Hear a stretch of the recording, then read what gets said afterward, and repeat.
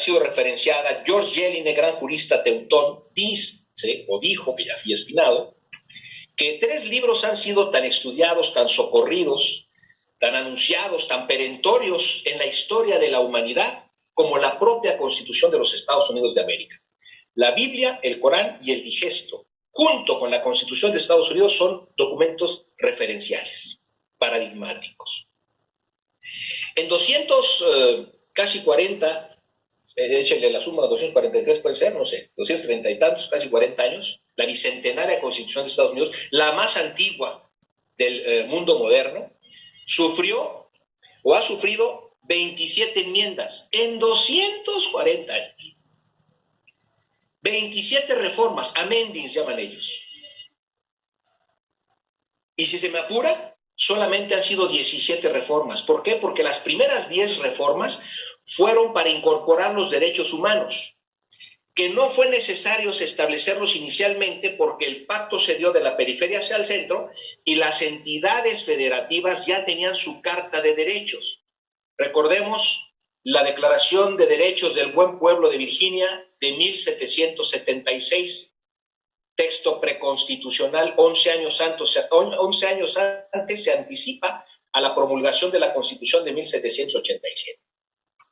El caso mexicano, hemos tenido 8 congresos constituyentes, 6 constituciones, la de 1824, 1836, 1843, Acta de Reformas del 47 que restablece la vigencia del 24, la Constitución de 1857 y la centenaria Constitución que es la vigente de 1917. Esta Constitución, en el estudio se dice que contaba con, ahora les digo, 22,000 y tantas palabras, poco más de 22,000 palabras, inicialmente hace un siglo. Actualmente, incluyendo los artículos transitorios, se ha quintuplicado la Constitución mexicana. Tiene cerca de 130,000 palabras.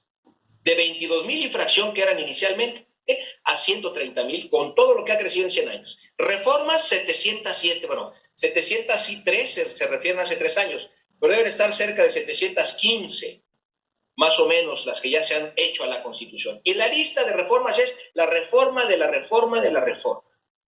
Y entonces yo hago este ejemplo. Si esa Constitución que ha sido paradigmática, la de Estados Unidos, y que influyó perentoriamente en la Constitución, en el constitucionalismo mexicano, yo les pregunto, si trasladásemos a nuestro Estado, al Estado federal mexicano, y desde ahí también nos ocupáramos de las constituciones de los estados de la Unión Americana y trasladaras a los estados de la República Mexicana, porque están muy bien confeccionadas, y hay que decirlo. Mi profesor Pablo Lucas Verdú afirmaba en clase, en las clases doctorales, que yo decía, fue mi director de tesis, decía, una buena constitución con buena técnica debe ser breve y concisa en sus preceptos, pero amplia e integradora en sus principios. Y esa es la técnica de la Constitución de Estados Unidos. Ha podido ser normativa durante 240, ser reguladora del proceso político durante 240 años. Y toda la pregunta la reformulo.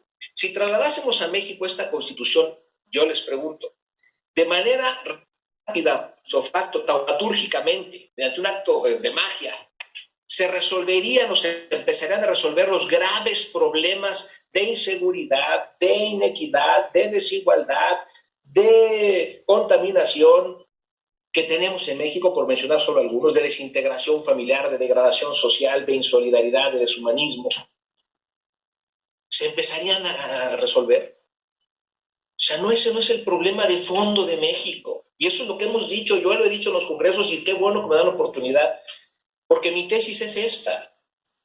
El mejor, decía Miguel de Unamuno, que fue rector magnífico de la Universidad de Salamanca, solía invertir el aforismo escolástico que decía, nada es querido sin ser previamente conocido. Nada es querido sin ser previamente conocido. Y decía, no, hay que entenderlo al revés. Nada es conocido sin ser previamente querido. O sea, lo primero es que decía, santo que no se conoce, no es venerado. Y Unamuno decía, no, nada es conocido sin ser previamente querido. ¿Y qué es querer? Es tener cambio de actitud para mejorar las aptitudes con P, actitud con C, para mejorar las aptitudes con P. O sea, un ejercicio de la voluntad. Si yo quiero, si yo tengo voluntad, buena voluntad, voluntad política, voluntad ciudadana, voluntad humanista, entonces conozco. Y si conozco, respeto. Y si respeto, aplico. Y si aplico, comete la Constitución su más profundo teleología, su más profunda finalidad: normar el proceso político del Estado. Entonces, ahí está la respuesta. Espero que se haya podido resolver. Y bueno, ya el señor moderador está aquí para alguna otra pregunta, supongo.